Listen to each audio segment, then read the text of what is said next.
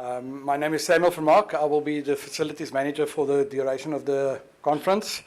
And yes, so evacuation and house rules. Restrooms for ballroom is situated in the corner in the back of the foyer, if you guys looking for it. And then on the second floor of the building, there's another restroom area. In the case of unlikely event of emergency, the sirens will sound. There is exit doors on my right, the white doors, and on my left behind the curtains, there's glass sliding doors. Our assembly point is just on my left, on the grass next to the tennis courts. And then there will be, of course, people that will be showing you where to go. All the staff from Fancourt will be here. If you need any medical assistance or anything, you can ask any of the Fancourt staff or staff on duty. There is an ambulance that is available for any emergencies, and there's also a medical room where they can take you to that is set up especially for any emergencies or anything. Thank you very much, and enjoy your time in Fancourt. Thank you very much, Mr. Stenfel.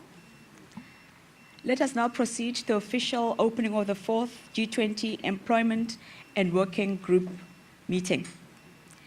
Dear Honorable Deputy Minister, Namatsinga Shabalala, all delegates present here, our social partners, the Business 20 and the Labor 20, representatives of international partners, ladies and gentlemen. It is my honor and privilege to welcome you to the 4th meeting of the G20 Employment Working Group under South Africa's presidency. Here is a peaceful setting of George in the Western Cape. Allow me to begin by expressing my sincere appreciation of your ongoing commitment to this process and your invaluable contributions throughout the year.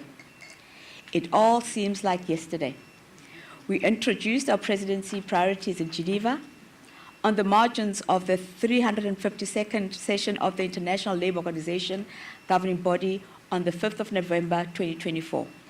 In that handover speech, Minister Meth accepted the chair of the working group on behalf of South Africa and outlined our vision under the overarching theme of solidarity, equality, and sustainability. These pillars are framed to guide all G20 tracks and working groups, including this one. Minister Meth also set out South Africa's proposed theme for the Employment Working Group, living and working in an unequal world, ensuring decent work and decent lives. This theme recognizes the intersecting inequalities of the global labor market within and between countries and calls on us to deliver targeted, inclusive, implementable policy responses. It also underpins the 4 priorities we have pursued this year, which is inclusive growth and youth unemployment, gender equality in the workforce, addressing inequality and the decline in labor's income share, and digitalization of an inclusive future work. We began this journey in February in Gqeberha, where we laid a strong conceptual foundation and initiated work on key protocols, most notably the Nelson Mandela Bay Youth Target. This was aimed at renewing global commitments to youth employment. In April, we convened in Mhlanga to deepen our work on gender equality in the workforce and on labor income share. This was supported by substantial contributions from international institutions and member states. By the time we gathered for our 3rd meeting in Geneva in May, the task had become more focused. We are initiating the drafting of the ministerial declaration, advanced negotiations on the Brisbane eThekwini gender target, and finalize the structure of our deliverables for ministerial and leaders' consideration. Today and tomorrow, we'll meet at a critical juncture. This 4th Employment Working Group is our final technical session before the G20 Labour and Employment Ministers meeting on 30 to 31st of July. Our task is clear and urgent. We must conclude negotiations on the ministerial declaration, finalize agreement on our deliverables, especially the youth target and the Brisbane eThekwini gender commitment, and ensure the document is ready by the afternoon of the second day for the transmission to the ministers. Colleagues, we have a mature draft before us, shaped by months of careful work and principle compromise. But as we all know, a draft is not a declaration until it is adopted by consensus. This is the purpose of this meeting. I urge delegations to approach these final negotiations with a spirit of cooperation, flexibility, and shared responsibility. We are shaping global norms and commitments that matter to workers and employers in every country represented here. The world is watching G20 to respond with conviction and deepening inequality, climate-induced labor disruption, demographic shifts, and gender disparities. Our declaration must respond with the moral clarity and policy ambition, not just in words, but in actions that are implementable and measurable. This fourth employment working group will proceed through 4 focus sessions of negotiation. I trust that our teams are well prepared and that the final instructions from capitals have been received. I encourage heads of delegations to use this evening's cocktail to support informal coordination ahead of tomorrow's final round. In conclusion, allow me to thank our Troika partners, Brazil and the United States, for their steady support, and to our social partners, the Labour 20 and the Business 20, for ensuring that the voice of workers and business remains central. I thank the G20 Secretariat, the Department of Employment and Labour for their tireless work in supporting this track. Let's now, I'll hand over to Mr. Tebogo Tejani.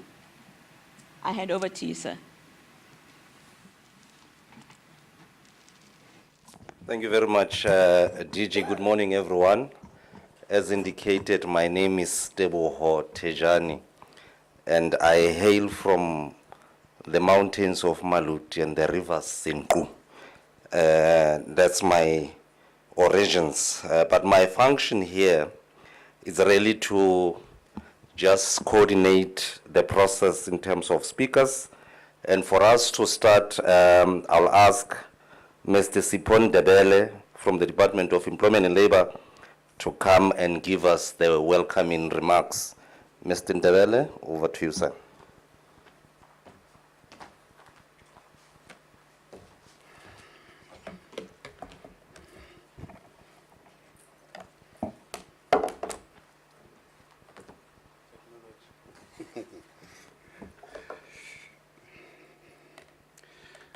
Chairperson, Acting DG Mudisani, Deputy Minister Nematsinga Chabalala, distinguished heads of delegations, ladies and gentlemen. We want to give you a very warm welcome to South Africa. On behalf of the South African government and its people, it is my profound honor and privilege to extend a warm welcome to you as we convene this crucial and final 4th G20 Employment Working Group.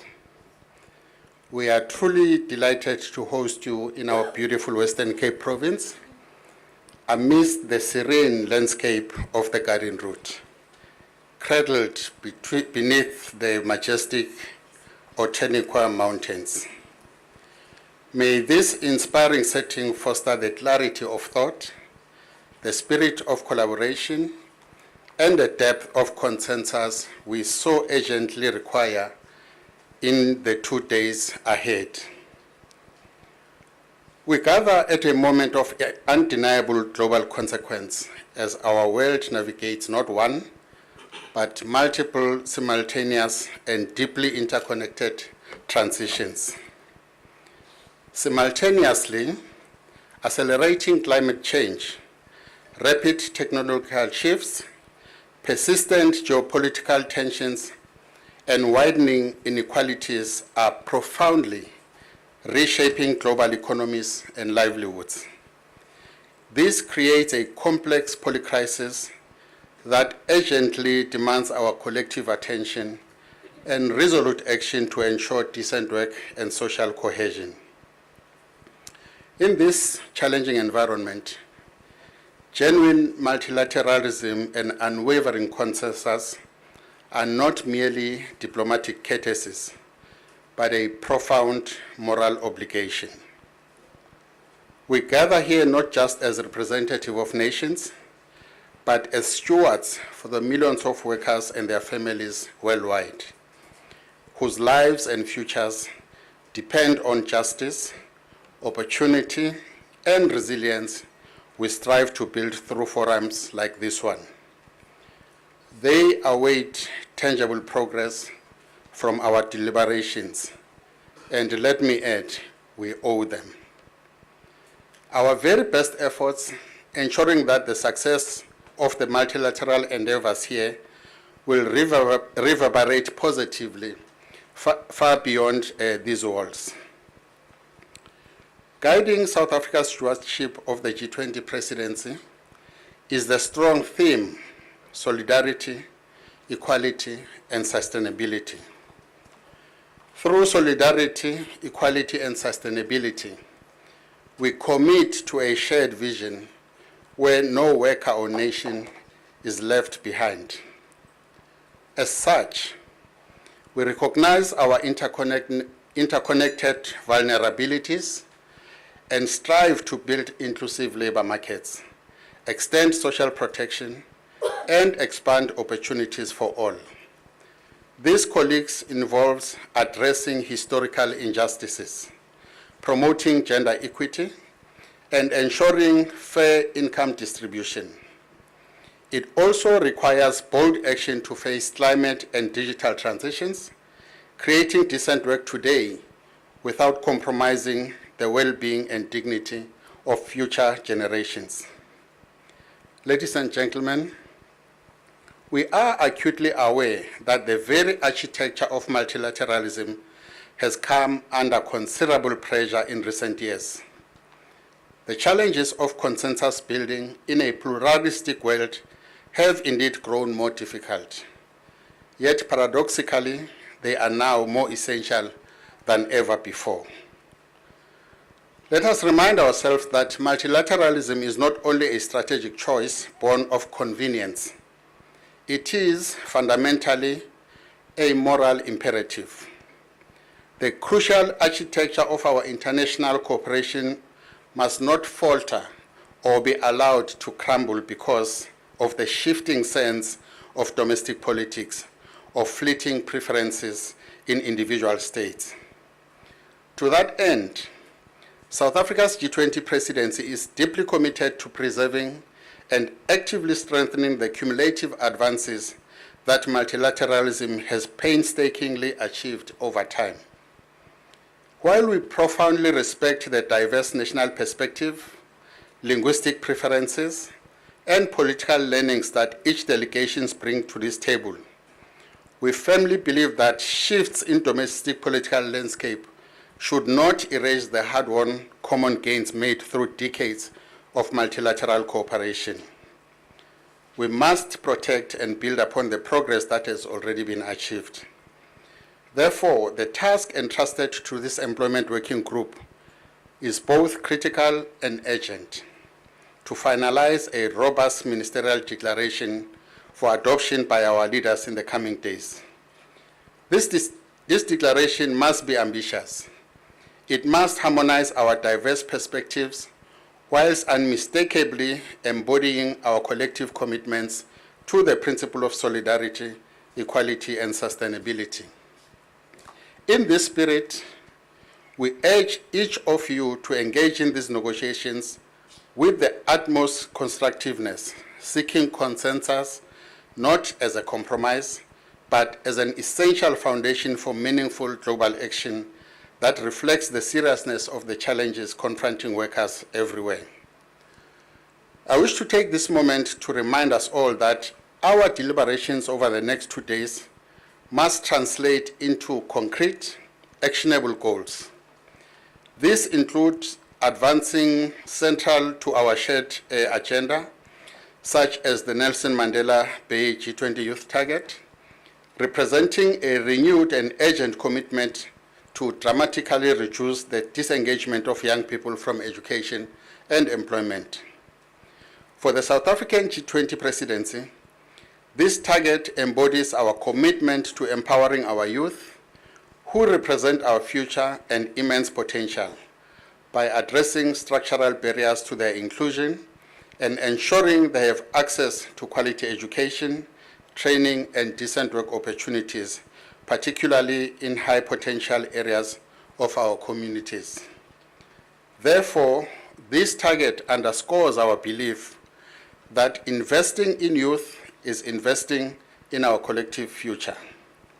On the other hand, the new Brisbane eThekwini goal represents a decisive step towards closing persistent gender gaps in labor force participation and pay.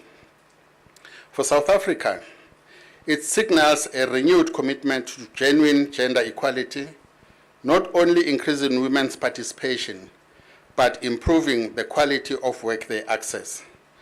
Reducing gender pay gap is essential to achieving economic justice, enhancing women's lifetime earnings and security, and unlocking inclusive growth across all sectors of our economy. Achieving true gender equality means actively dismantling structural barriers and ensuring equal pay for work of equal value, which includes strengthening social protection, promoting work-life balance, and investing in care infrastructure and decent care jobs to empower all women in our labor markets. Beyond specific targets, we must address inequality and ensure fair labor income by reversing the decline in labor's share and improving quality jobs. This requires robust wage-setting mechanism and social dialogue. Eradicating forced and child labor, strengthening social protection, and harnessing digitalization for inclusive coverage are equally critical. Moreover, bridging the digital divide and expanding skills development will ensure all workers, including those in non-standard employment, benefit from technological change and a just, human-centered future of work. Distinguished delegates, the opportunity before us here in George is significant. The groundwork laid in previous discussions provides a solid foundation. Let us approach these final negotiations with the urgency, empathy, and collaborative spirit these pivotal moments demand. Let our work within these walls be defined by a shared determination to overcome differences and forge a declaration of the highest quality, one that our ministers can adopt with pride, demonstrating the G20's unwavering resolve to foster decent work and decent lives for all, everywhere. We are confident that through your collective expertise, goodwill, and unwavering commitment, our shared humanity, we will succeed in this vital endeavor. I trust that you will also take some time amid your important work to experience the natural splendor, renowned warm hospitality, and vibrant culture of our beautiful country. It is now my distinct privilege to officially declare the 4th G20 Employment Working Group meeting open. I thank you.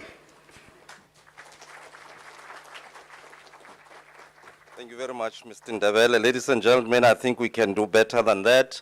A warmer round of applause for Mr. Ndebele. I think after those opening remarks and welcome, we are feeling extremely welcomed. And I hope we now contextualize that George is not only a location, but it is a place where labor revolution is going to take place, having heard what Mr. Ndebele has indicated. And I hope we are welcomed and the African sun will shine on all of us from today up until we finish on the 4th day. It is my pleasure to now call upon the social partners to give us their opening remarks. And I will start firstly with the representative from L20, Ms. Zingiswa Losi, who will then be followed by a representative from B20, Ms. Sanelisiwe Yankees. May I please call upon you, Ms. Losi, to come onto the podium. Thank you. Thank you very much, Program Director. The Deputy Minister, Her Excellency Nemadzinga Chabalala, distinguished delegates, comrades, and fellow worker leaders. It is an honor to stand before you today at this pivotal final employment working group meeting and L20 summit under the South Africa's G20 presidency. Less than 2 weeks ago, we celebrated Mandela International Day, a global call to action, a powerful reminder that each of us holds the capacity to make a profound difference. Madiba, as he was affectionately known, taught us that true freedom is not simply the absence of oppression, but the vibrant presence of justice, equality, and dignity for all. For the working class, this means freedom from exploitation, freedom from poverty wages, and freedom to live a life of decency and respect. Mandela Day is not just about remembering a great leader. It is about emulating him. It is about taking his spirit of selfless service, his unwavering commitment to justice, and his profound belief in collective action, and weaving them together into the very fabric of our lives, our policies, and our economies.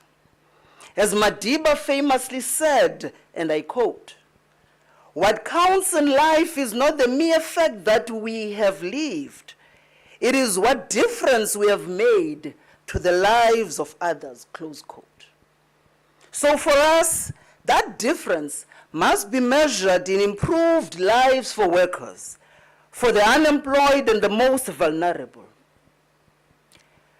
When we confront the challenges that plague our world today, the scourge of high unemployment, the indignity of poverty, the widened chasm of inequality, the pain of discrimination and xenophobia, the devastation of conflict and war, and the pervasive violence against women and children, alongside the undeniable impact of climate change.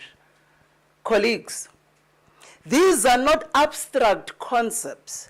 These are tangible realities that crush the spirit and livelihoods of working people every single day. They are issues that demand our collective effort, our unwavering resolve, and our dedication and our dedicated action. So let us carry the spirit of Madiba to address these tangible issues, tackling them with a profound commitment to justice, dignity, and genuine collective action. I must, on behalf of the L20, commend the South African government, particularly the Minister of Employment, the Minister of Employment and Labor, for fostering robust collective action and advancing social dialogue. This indeed has been a hallmark of South Africa's G20 presidency. For the first time, colleagues, the L20 has held 3 dedicated meetings alongside the Employment Working Group, culminating to this summit. This is a bold affirmation of labor's vital role in shaping policies for quality jobs, for decent work, for reduced inequality and economic resilience. And this commitment to inclusive social dialogue must be continued, and it must be strengthened by all future G20 presidencies. for it is through genuine engagements that we find solutions, that we're able to build trust and promote policies that serve the many and not just the few. The overarching theme, solidarity, equality, sustainability, and our sub-theme, living and working in an unequal world, ensuring decent work and decent lives, reflect the unwavering dedication to fostering equality, dignity, solidarity, and resilience in the labor market while advancing sustainable developmental goals. So, colleagues, we meet in a world grappling with immense turmoil. We're dealing with economic inequality, persistent unemployment, technological disruption, geopolitical tensions, and the harsh realities of climate change. And these challenges acutely impact labor markets, especially in the global south and in Africa, where high unemployment, particularly for women and youth, large informal economies, and deficit in decent work perpetuates cycles of poverty. This, Program Director, is the reality for millions of workers, and it is a reality we must fundamentally change. Through this year, our engagements in the Employment Working Group and the L20 meetings have focused on 4 critical priorities.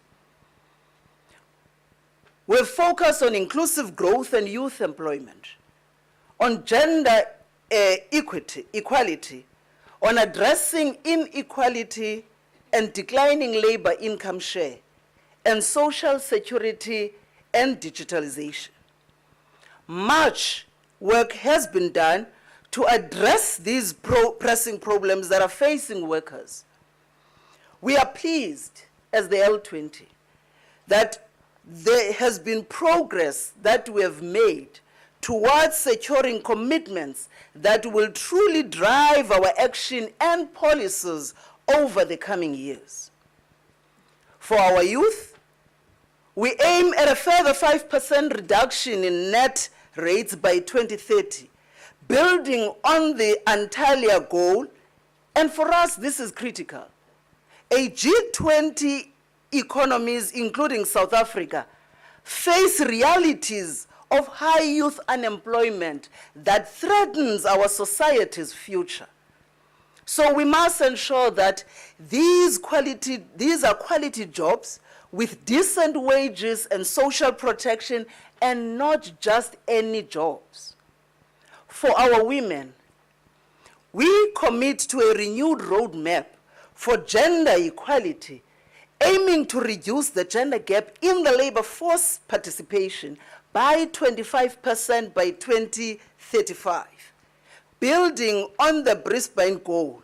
So, this means tackling the staggering 21% average gender pay gap across G20 countries and promoting a more balanced sharing of paid and unpaid care work, which disproportionately burdens women.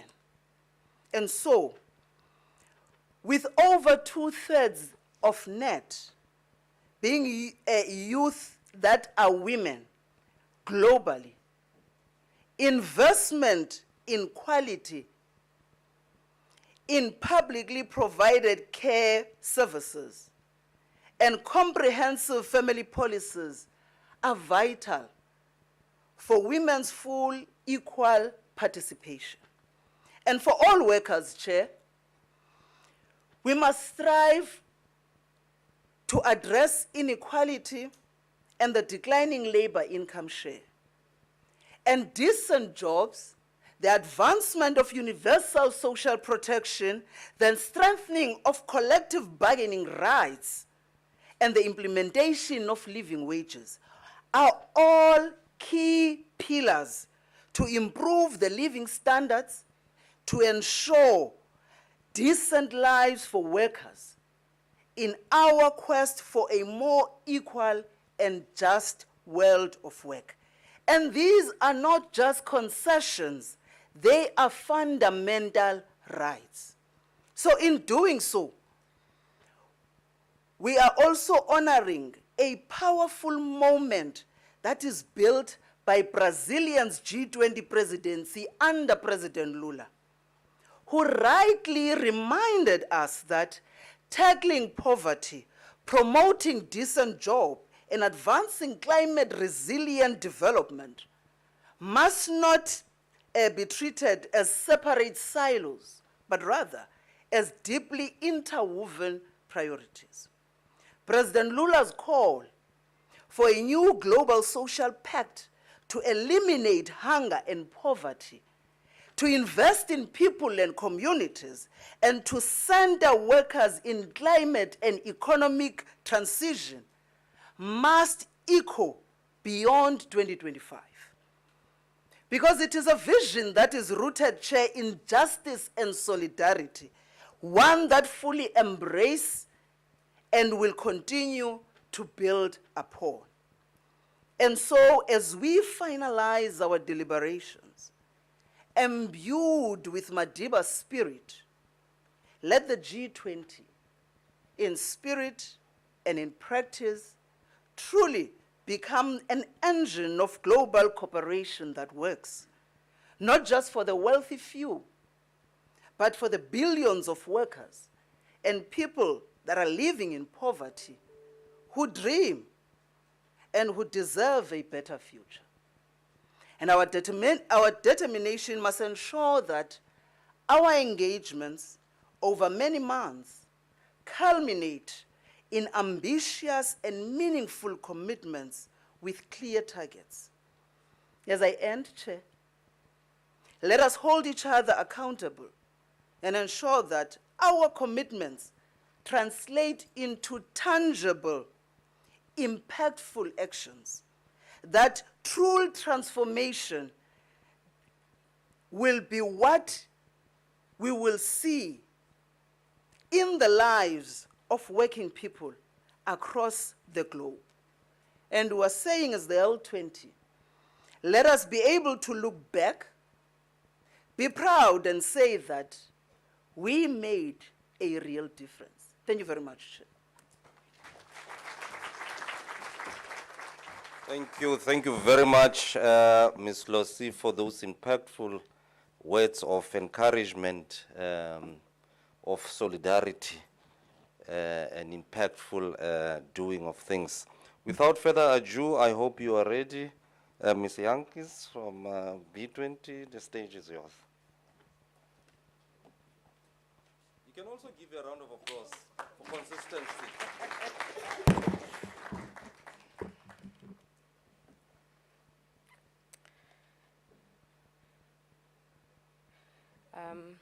I've shared a stage with Zingi a couple of times, and I always come after her.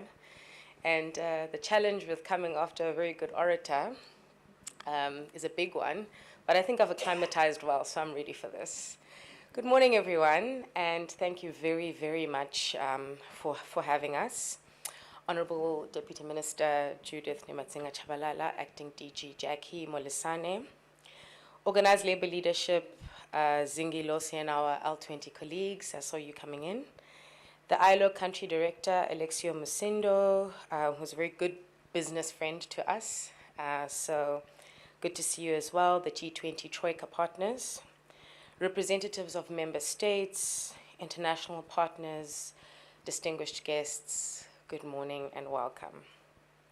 It's my great honor to witness this penultimate G20 gathering today, and I want to extend my warmest greetings from the Business 20 community to each of you representing not only your nations, but your families, the hopes and aspirations of millions of workers, families, businesses, and communities around the globe.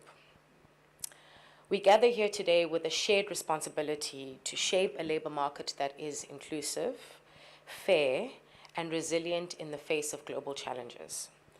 This group has long served as a platform for honest dialogue, thoughtful collaboration, and concrete action, and today our work is more vital than ever.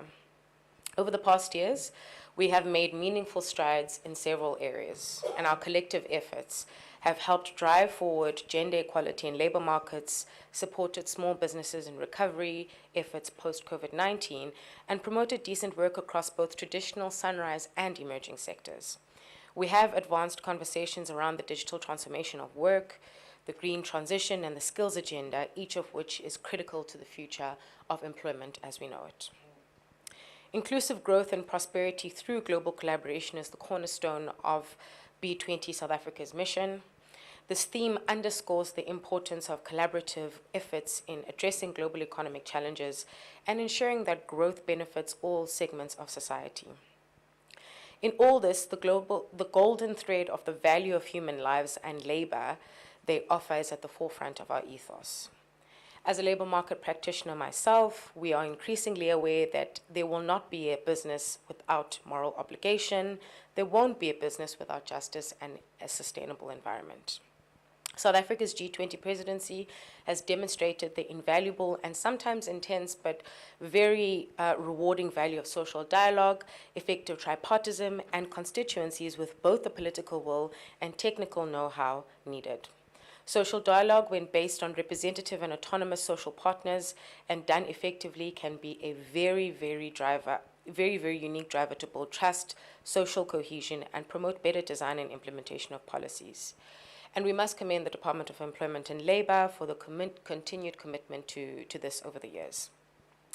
The journey, which started in a city I'm actually very proud of, Gqeberha, and I made sure to say it in the first session, has now brought us here. And the outcome of the ministerial declaration will arise out of this session must be an outcome that we are very, very proud of. And we look forward to robust and high quality deliberation and negotiation. Across our economies, informal employment continues to trap millions in cycles of poverty, and youth unemployment, especially in developing nations, remains alarmingly high. These gender gaps in participation, pay, and leadership persist, and growing disparity between high and low-skilled workers threatens the social contracts that binds our societies together. In light of these challenges, in our deliberations today and throughout this working group, we should be guided by a few core principles. First is a commitment to inclusion, and this is non-negotiable. We have to ensure that nobody is left behind, whether they are youth seeking their first job, women returning to the workforce, workers in the informal economy, persons with disabilities, or migrants facing barriers to integration. Our labor policies and our outcomes in the next couple of days must reflect the diversity and dignity of every single worker while prioritizing sustainability. A focus on quality and resilience. It's not enough to create jobs, we must strive to create decent jobs. Jobs that provide social protection, ensure safe working conditions, respect labor rights, and offer opportunities for growth and dignity. Business 20 is very, very aware that our systems must be resilient enough to withstand shocks from pandemics and global geopolitical disruptions to climate change. As we look to this agenda before us, these several key thematic concerns deserve our close attention. The future of work and the digital transformation is ever nigh, and we must continue to share good practices and innovative policy responses to ensure that digital transformation results in better work, just transition, and green jobs. As we accelerate these efforts toward climate goals, we have to ensure that just transition for workers and communities is at the forefront, and this includes developing an active labor market policy that supports reskilling, regional development strategies, and social protections tailored to the energy and industrial transitions while prioritizing sustainability and growth. We have to agree to recommit to removing structural barriers to women's participation in the workforce. Friends and colleagues, this is a forum for leadership, for accountability that will erode all cynicism. Our decisions can shape policies not just within the G20 countries, but globally setting benchmarks, catalyzing reforms, and inspiring new pathways for sustainable development. Let us be bold in our thinking and precise in our actions and acknowledge our diversity. Business leaders are proud to take the helm of B20 and are also proud to integrate our policy direction with yours, embracing this role as a call to deliver measurable outcomes and build on the momentum of the recent Global South presidencies. Again, I want to express my deepest gratitude to all those who have contributed to preparing for this day, this agenda, including the Secretariat, our host country teams, and each of you for your continued dedication. We've worked with most of you for years, and it just keeps getting better and better. Your expertise, your perspectives, your collaboration are the foundation upon which we can build meaningful progress. Thank you once again for being here and for the work that you do, your commitment to the values that unites us. Let us begin with a shared spirit of purpose, partnership, and progress. Thank you.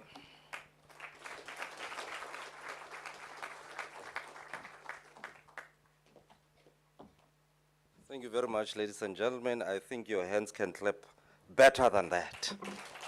Absolutely, absolutely. I think it was a mouthful, social dialogue, social inclusion.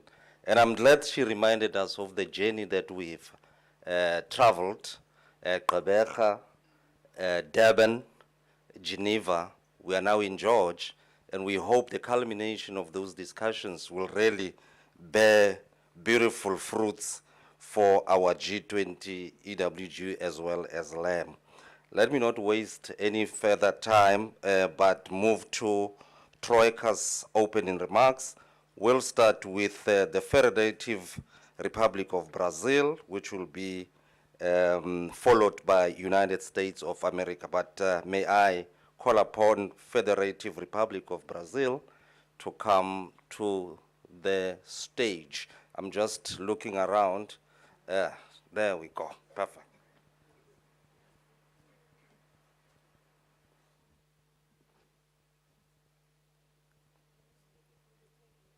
It looks like she's been asked to join the program director on the stage. Yes, so I'm humbly waiting for it. Thanks, dear. Welcome. Good to see you again. Good morning, everybody.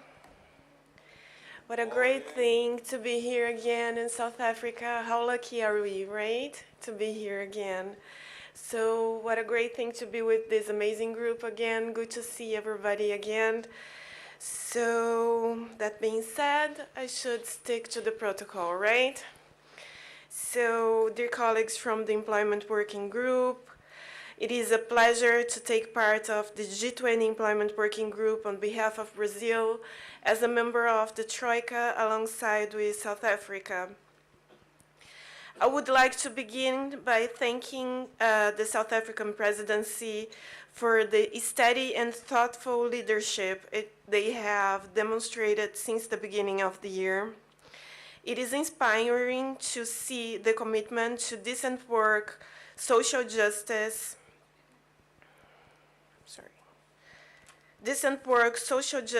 and the fight against inequality at the center of our agenda. I would also like to express our sincere appreciation for the warm welcome in George, a city that has truly impressed us with all its beauty and hospitality. I'd like to thank Deputy Minister for receiving us, and of course, Madam Chair and Sifu and Sia, and the whole team of South Africa for this very warm welcoming here. The theme proposed by the South African presidency, living and working in an equal world, clearly reflects the challenge that unites us to ensure decent work and dignified lives in a world that is still marked by deep structural inequalities. This is a reality that calls for immediate and coordinated action. Today, we begin the final stage of our technical work. We're going to be focused on drafting the ministerial declaration to be adopted at the G20 Labor and Employment Ministers meeting. We believe that this declaration must be ambitious, clear, and above all, action-oriented. And I believe that's one of the things that the colleague representative of the workers just mentioned. The two themes that ministers will address in the coming days, which are inclusive growth through job creation and youth skills development and gender equality in the workforce, are not only fully aligned with the great theme of the South African presidency, but also respond directly to some of the most urgent challenges facing labor market policies these days. This is the time to act so we can build a future of prosperity and equity for all.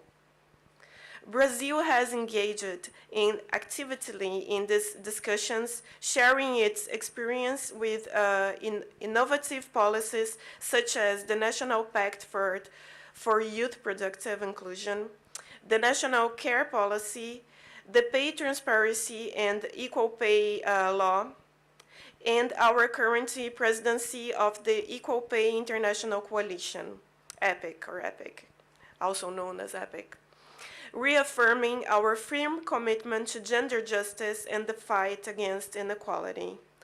And I also take this opportunity to warmly welcome Ireland to the coalition.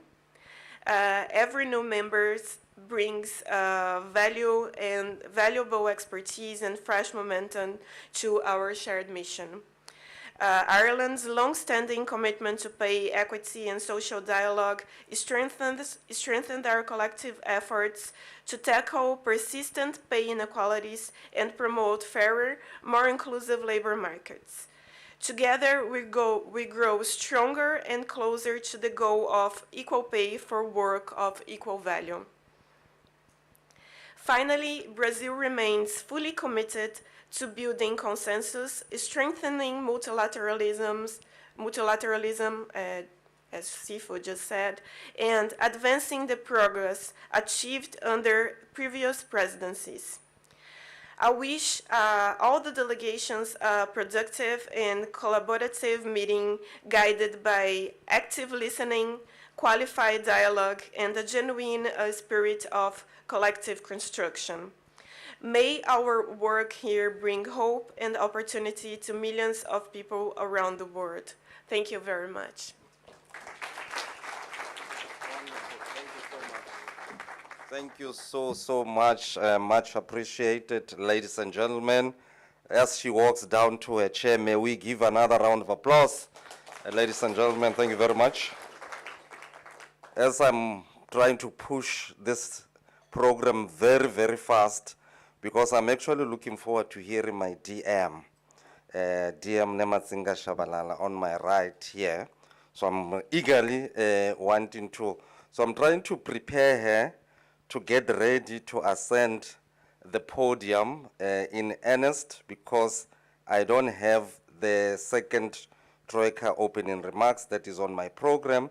So DM, I'm going to give you an opportunity to address us through your keynote address. So ladies and gentlemen, let's give a round of applause to my DM Judith Nematsinga Shabalala from Employment and Labor.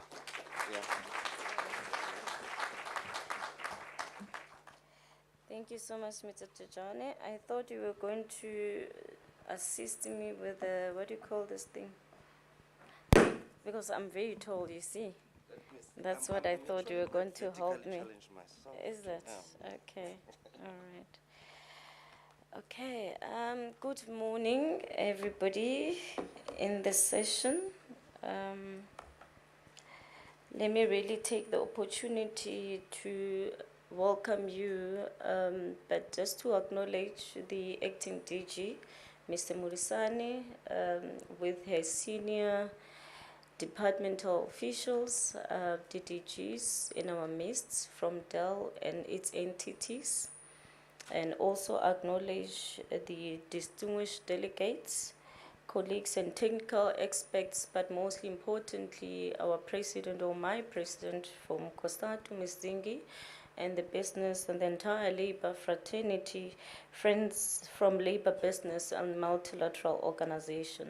And I want to say ladies and gentlemen, but mostly as well to His Excellencies that are here, ministers and deputy ministers from the G20. You are mostly welcomed but also acknowledged. I want to say that we meet here at a significant historical moment. In our month in South Africa, July, it is a Nelson Mandela month, a time when South Africans and the world recommit to his ideals of dignity, social justice, and equality. In just a few days, we begin Women's Month, a time to elevate the voices, labor, and rights of women, especially in the global south, who remain disproportionately affected by inequality and unemployment.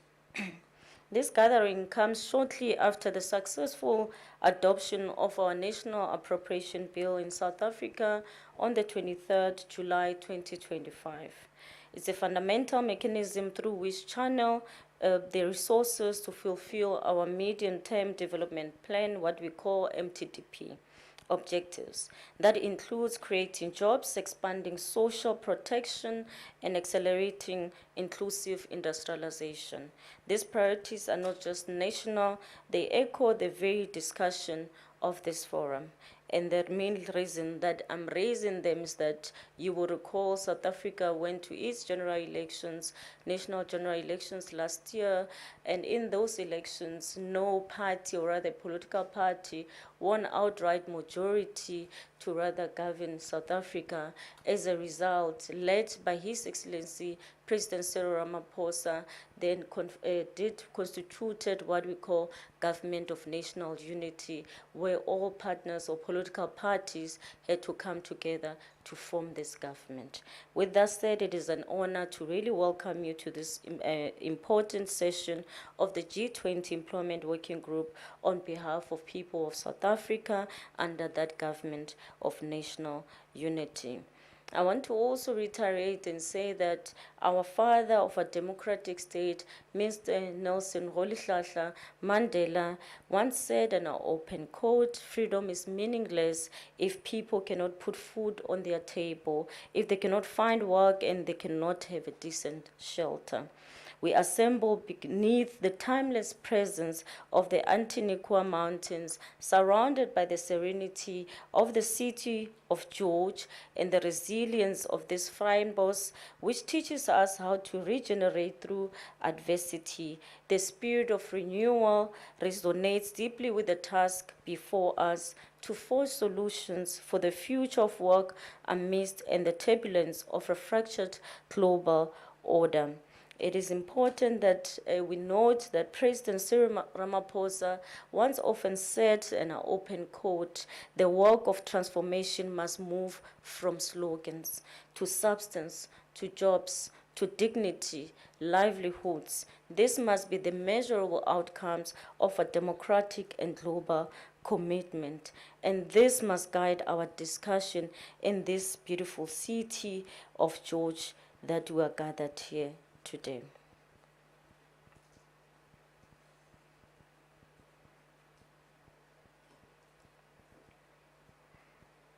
Don't worry, I'm navigating technology.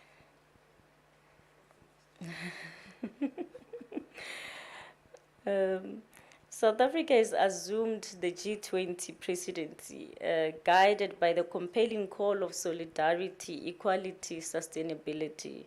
These words are not just aspirations.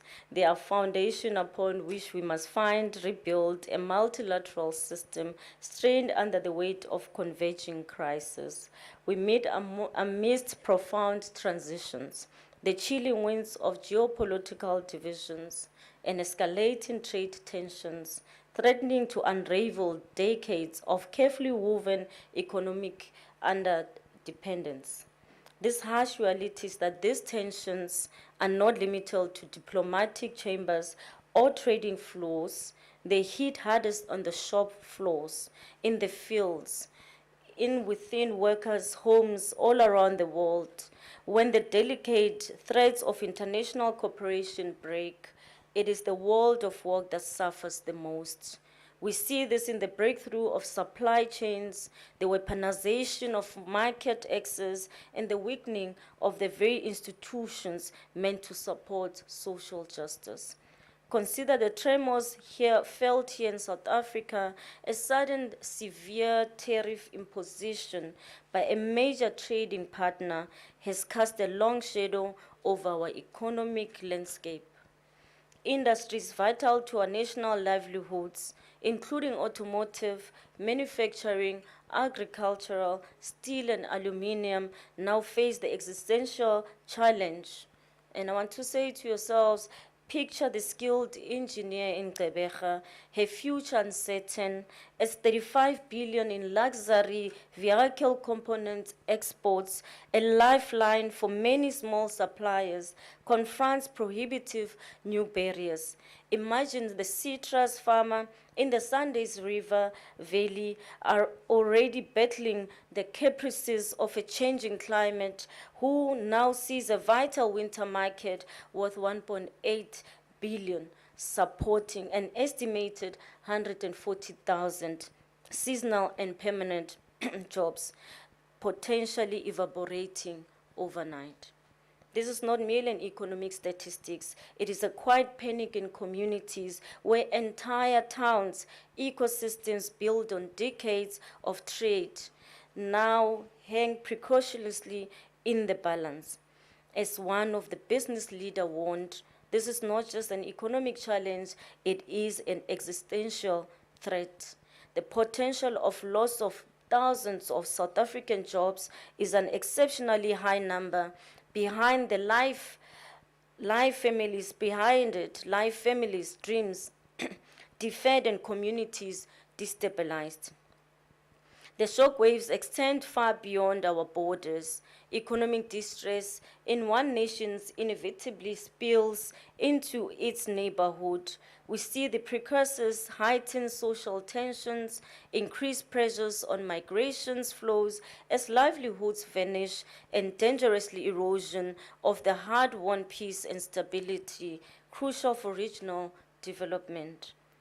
When jobs disappear in South Africa, industries, heartlands, the ripple effect strains social cohesion, not only within our nation, but across our Southern African region, testing the resilience of our collective future. Furthermore, this retreat from collective responsibility strikes at the heart of global governance. We witness with profound concern the crippling impact of dwindling support for multilateral institutions dedicated workers' rights. The International Labour Organization, our indispensable beacon for decent work standards, has been forced to silence the voices of 225 dedicated guardians of social justice through job losses. As Director General Hugo Movley stated in an open quote, one job loss is too many, open quote. This erosions of capacity within the ILO is not an isolated budgetary concern, but it is also a direct blow to the protective shields of workers elsewhere, weakening our shared ability to navigate to the complex future of work and undermining very foundations of our globalization. This retreat from funding multilateral pillars signals a dangerous indifference to the architecture of social justice that we have built together. This existent excellencies is part of the polycrisis made manifest in the world of climate vulnerability, technological disruption, entrenched inequality, and now the erosion, or rather corrosion, impact of geopolitical rivalry and unilateral trade actions, also converging to destabilize labor markets and threaten hard-won development gains, particularly in the global south. It is precisely against this backdrop that South Africa's G20 presidency theme resonates with urgent, or rather relevance. Our call for solidarity recognizes a fundamental truth. Economic shocks now knows no any borders. The threat to jobs in Gqeberha or Eastern Cape is a warning signal for interconnected economies everywhere. True solidarity demands we reject the sarin song of zero-sum economies and fiercely recommit to rules-based trade systems that protect vulnerable economies and the workers within them. It demands we stand firm in support of multilateral institutions, ensuring they have the resources and the mandate to fulfill their critical missions. Our pursuit to equality compels us to address the glaring imbalances that fuel instability. The Nelson Mandela Bay G20 youth target aiming to dramatically reduce the disengagement of 267 million people globally. And the Brisbane eThekwini Global Committed to closing gender gaps in participating and crucially in pay are not abstract ideals. They are concrete pathways to building a more stable, prosperous societies. Equality means ensuring that all nations, especially those in the developing world, which bears disproportionate burdens from global disruptions, have a fair stake and a powerful voice in shaping the economic rules that govern their destinies. Trade policies that devastate developing economies stand in direct contradiction to this principle. And sustainability requires us to build resilience for the long term. This managing transition by creating a decent and high quality jobs, weaving universal social protection flows as envisaged by ILO recommendation in 2002, and ensuring the digital revolution lifts all boats, including those navigating often precarious waters of non-standard work.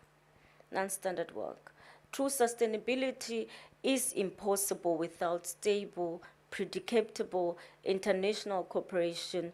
Unilateral action that sabotage long-term investments, destabilize industries, and destroy livelihoods are the antithesis of building a sustainable future for work.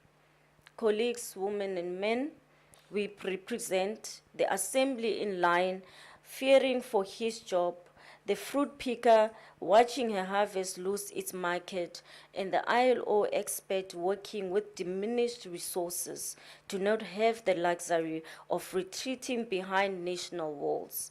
Their dignity, their families' security, their hopes for a better tomorrow rest irrevocably on our shoulders, on our ability here in Francophone to bridge divides and reignite spirit of we. The erosion of multilateralism is not an abstract diplomatic concern, it is a clear and present danger to decent work, social justice, and ultimately global peace and stability, when trade becomes a tool of division rather than development. Workers are the first casualties when support for the guidance of international labor standards wanes, the rights of all workers are diminished. When geopolitical rivalry stifles dialogue, the space for vital social dialogue contracts. Therefore, the charge before this Employment and Labor Working Group carries the weight of history. The declaration you are forging in the negotiation must be, firstly, a bold testament that confronts the full spectrum of the polycrisis, the environmental, technological, and social challenge, alongside the indigenous geopolitical and trade headwinds that actively undermine global stability and workers' security. Secondly, a concrete blueprint that advances measurable, actionable commitments. We need tangible progress on empowering the youth, achieving genuine gender equality in both participation and remuneration, ensuring fair labor income shares, and building a social protection system fit for the digital age that are accessible to all who labor. Thirdly, a principled stand that champions and reinvigorated functional multilateralism as the only viable path to sustain solutions. It must explicitly affirm the indispensable role of the ILO and call for its adequate, predictable resourcing to fulfill its mandate as the guardian of social globally. Fourthly, an inclusive agreement that places the voices, vulnerabilities, and vital needs of developing and emerging economies. It is very hard recognizing that stability is linked to global prosperity and peace. Ladies and gentlemen, let us live here in this meeting in George, not merely for a document consensus, but with a manifesto for courageous action. Let us Fenfocort declaration be a beacon demonstrating the G20 unwavering resolve to uphold and strengthen the rule-based international order, explicitly recognizing the fundamental link between predictable, fair trade rules and stable and dignified employment for all. Trade policy is job policy, and its destabilization is a direct threat to global peace and social cohesion. Our declaration must robustly resource our multilateral institutions, most critically the ILO, understanding them not as a cost but as essential investments in global stability, social justice, and the very future of the work we seek to shape. It must also accelerate the implementation of just transitions, ensuring that we shift towards sustainable and more digital economies are managed with foresight, fairness, and a relentless focus on the protecting workers' livelihoods and creating quality new opportunities. Most importantly, the declaration must forge pathways to shared economic resilience through genuine solidarity, building mechanisms to ensure that no nation, no community, and no worker is left to weather destabilizing external shocks alone. Let me remind us that the severance beauty of the guardian root that is surrounding yourself here, it is a powerful symbol that we must strive to preserve nature. However, its tranquility must not lull us into complacency. Beyond these mountains that you see in the valleys, millions of workers and their families await signs of a resolve, our unity, and our courage. They look to forums like this, not for rhetoric, but for action that safeguards their livelihoods and secures the future. The task before us is really to rebuild global cooperation, commitment by commitment. Let us work in Frankfurt, guided by solidarity, equality, and sustainability, with a clear message that says G20 is dedicated to a world where work brings dignity, peace, and shape prosperity, recognizing that divisions elsewhere affect all of us. It is this solemnly commitment that really, as a collective, we must have a collective action that urges us to dedicate your most diligent efforts to these crucial negotiations that you are having currently here in today. As South Africa, as the Ministry of Employment and Labor, I want to also echo the sentiments as well and pass her remarks, if not her gratitude, Minister of Employment and Labor in South Africa, Ms. Makhosazana Meth, and also my other colleague, Deputy Minister Jomo Sibia, that will also be with us tomorrow.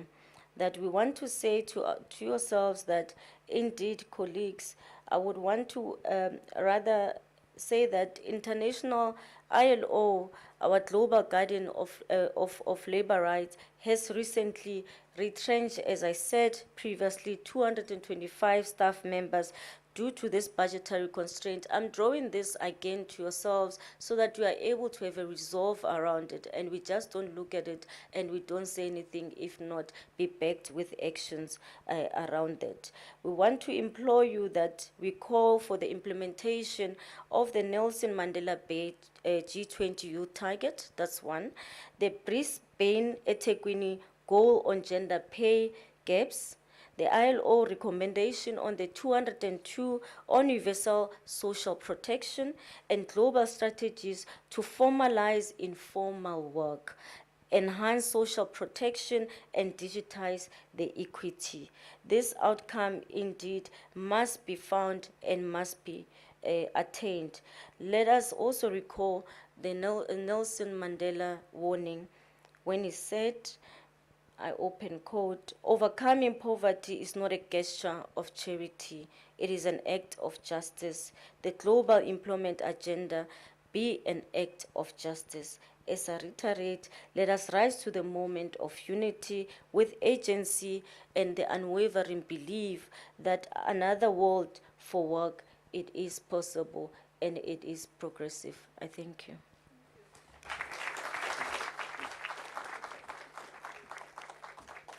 Thank you so much, DM. Much appreciated. I think it was said mouthful. As long as we use the current resources to ensure the future of our oncoming generations are safeguarded, then it's good.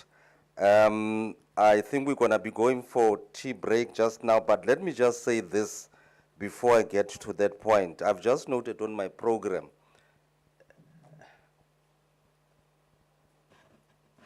to you. Yes.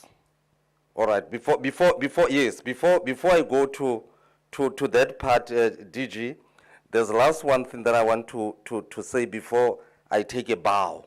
So I wanted to take a bow quickly, just to say we've noted that we had a powerful presentation from the DM, one from B20, as well as Federative Republic of Brazil, as well as L20 and B20. And what is the significance of that, DG, is that they were all women.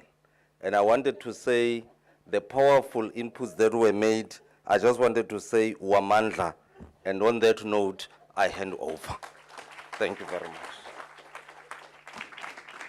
Thank you very much, Mr. Tajani, our Deputy Minister, for the powerful address and the strategic guidance that you've offered during the session. Our social partners, Ms. Losi, Ms. Jangchis, for the inspiring and very impactful words. And indeed, this session is being held by women, including myself. That it shows that we lead by example. I agree with you. So we're in good hands.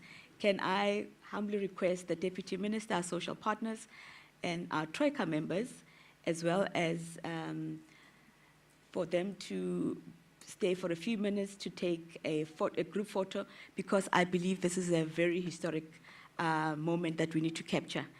And can I then request the colleagues that we will adjourn for tea, and we'll return promptly at 10:45 as we begin our technical deliberations. Thank you.